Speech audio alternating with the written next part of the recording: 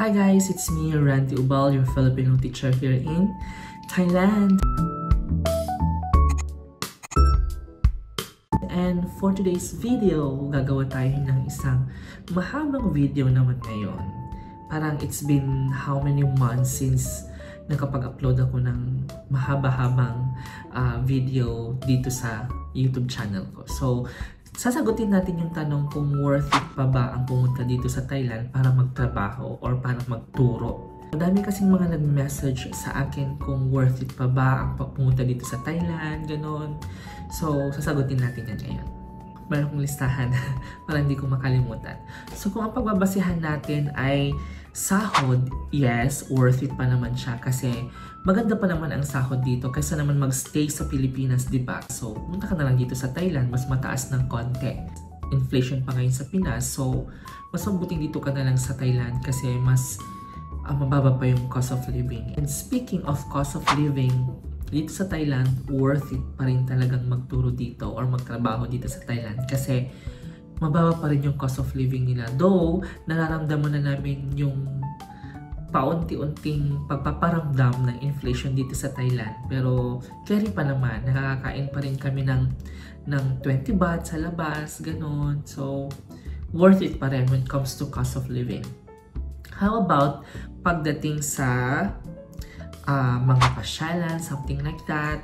Dito naman sa Thailand, marami kang mapapasyalan, mga temple, something like that, mag-temple hopping ka dito, at mga man-made na mga pasyalan dito sa Thailand. So, worth it pa rin para sa akin kasi mababa lang naman yung mga entrance fee, something like that. Mababa rin yung mga bilihin doon. Depende kung saan ka pupunta dito sa Thailand. Marami, as in worth it talaga mamasyal dito sa Thailand kasi madami talagang mga pasyalan, lalo na sa mga provinces.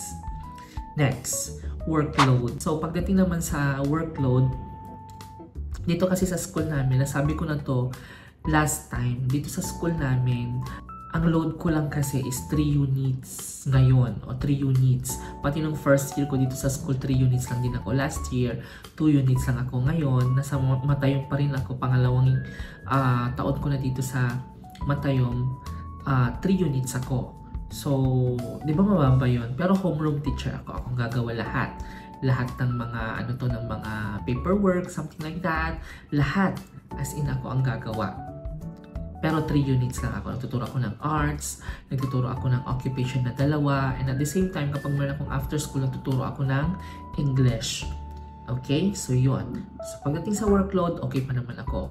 Though, ito na naman ha, hindi ko nilalahat, base lang yun sa experience ko, meron akong mga na-encounter or nababalitaan sa mga ibang friends ko sa ibang schools dito sa Thailand na as in overloaded sila.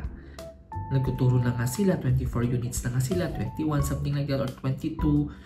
Naghahanda pa sila ng mga pagkain, ganon. Tapos meron pa silang gate duty. Ganon. So, feeling ko nakakapagod na yon dito sa Thailand. Pero hindi ako mapapagod sa ganong units. Kasi sa Pilipinas nga, umabot pa ng 30 plus yung units ko noon dyan sa Pinas. So, feeling ko, kapag nandito ka na kasi, yung ganong units nakakapagod na. And then, okay, so yun ha, sa workload, okay pa. Worth it pumunta dito sa Thailand. Next is paghahanap ng trabaho. Dito tayo magkakatalo. Kasi lately ha, pahirapan na ang paghanap ng trabaho dito sa Thailand. Yes, hindi po base sa aking experience, base po yan sa mga experiences ng friends ko na pupunta dito sa Thailand or ng mga ka-churchmates ko po. Ito ha, dapat mag-isip-isip kayo kung pupunta kayo ng Thailand, lalo na kapag hindi kayo education graduate. So, itatakal ko yan sa susunod na vlog ko, yung about sa Krusapa. Okay, so yung sa Krusapa, nagiging strict na sila ngayon pagdating sa license or sa temporary teaching license or sa permanent teaching license. So, nagiging strict na talaga sila. So, mostly ng mga schools dito sa Thailand ay education graduate na yung hinahanap nila. Pero kapag no choice na talaga sila, as long as magaling naman yung hindi edu grad na mag-a-apply sa kanila, kinukuha nila. Pero 6 years na lang kasi ang binibigay. So, 3 temporary teaching license lang yung ibinibigay sa mga non-edu grad. Every temporary teaching license is 2 years yun, mag-expire. So, makokonsume mo yun. So, kung wala ka pang, hindi ka pa nakapag-edu grad, o bibigyan ka pa ng isang chance, o bibigyan ka ng temporary teaching license, 2 years ulit, so 4 years. So, kung bibigyan ka ulit, tapos di ka pa nakapag-aral ng education o nakapag-uniting, so bibigyan ka ulit ng temporary teaching license. So, makukonsume mo na yun. So, once na makonsume mo na yun, so, kailangan mo nang umalis. Kailangan mo nang maghanap ng trabaho sa ibang bansa o kailangan mo nang umuwi sa Pilipinas. Pero depende yan sa school kung magagawa nila ng paraan. Pero kung dun sa 6 years, ulitin ko, kung dun sa 6 years hindi ka pa take ng units ng education, di mo pa na ipasa yung LET, wala ka pang permanent teaching license.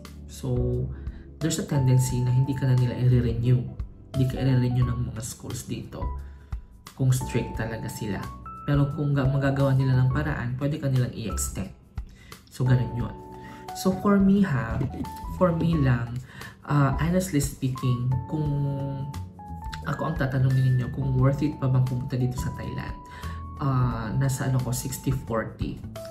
60% worth it and then 40% not worth it na. Yeah. Kasi masyado nang in demand yung yung mga teachers dito, yung trabahong teachers. Ang dami-dami ng mga kakompetensya pagdating sa trabaho. Ano ba kasi ang goal natin makita punta dito sa Thailand? Di ba maghanap ng trabaho?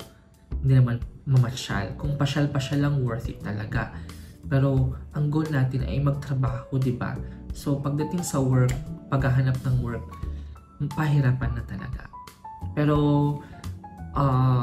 when it comes to cost of living, something like that, and workload, from my experience, worth it pa rin.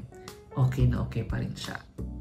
So, yun lang. I hope na meron kayong natutunan dito sa video na to. And don't forget to follow me on my social media accounts, sa aking TikTok, sa aking FB page. Huwag niyo pong kakalimutan para ma-update po kayo sa lahat ng mga ganap ko sa buhay. Lagi po akong updated sa lagi po akong nag-upload sa TikTok, saka sa FB page ko.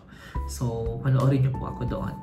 And at the same time, mag-upload din ako ng bagong video dito about sa Krusapa para mas ma-explain ko. So yun lang guys, thank you for watching. See you on my next vlog. Bye bye!